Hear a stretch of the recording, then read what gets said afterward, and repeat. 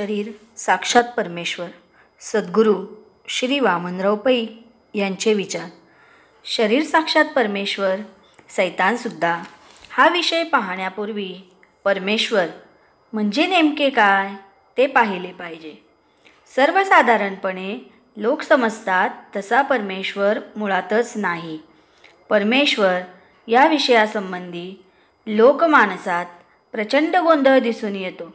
त्याचे प्रमुख कारण म्हणजे परमेश्वराचे झालेले चित्रीकरण, मूर्तीकरण व व्यक्तीकरण हे होय. परमेश्वर म्हटल्यानंतर निरनिराळ्या धर्मातील निरनिराळ्या लोकांच्या दृष्टीपुढे निरनिराळ्या प्रकारचा परमेश्वर येईल.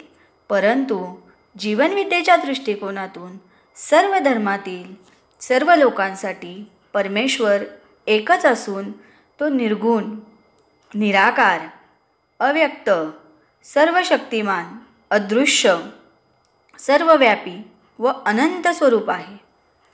परमेश्वर निर्गुण आहे याचा अर्थ सर्व गुण जेथून उदयाला येतात त्याला निर्गुण असे म्हणतात. परमेश्वर निराकार आहे याचा अर्थ सर्व आकार जेथून प्रकट होतात त्याला निराकार असे म्हणतात.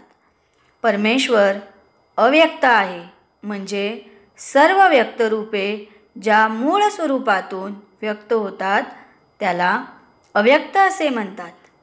परमेश्वर सर्वव्यापी आहे याचा अर्थ सर्वांना व्यापून जे उरते त्याला सर्वव्यापी असे म्हणतात.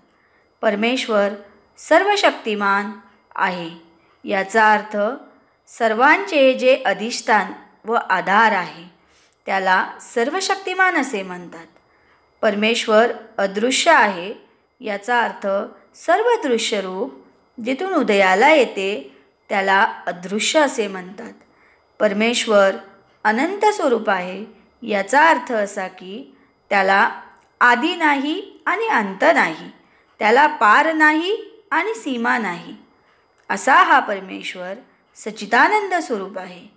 परमेश्वराचे आनंद हे स्वरूप आहे, जाणीव हे त्याचे रूप आहे आणि शक्ती हा त्याचा गाभा आहे. विठ्ठल विठ्ठल. जय सद्गुरू, जय जीवनविद्या.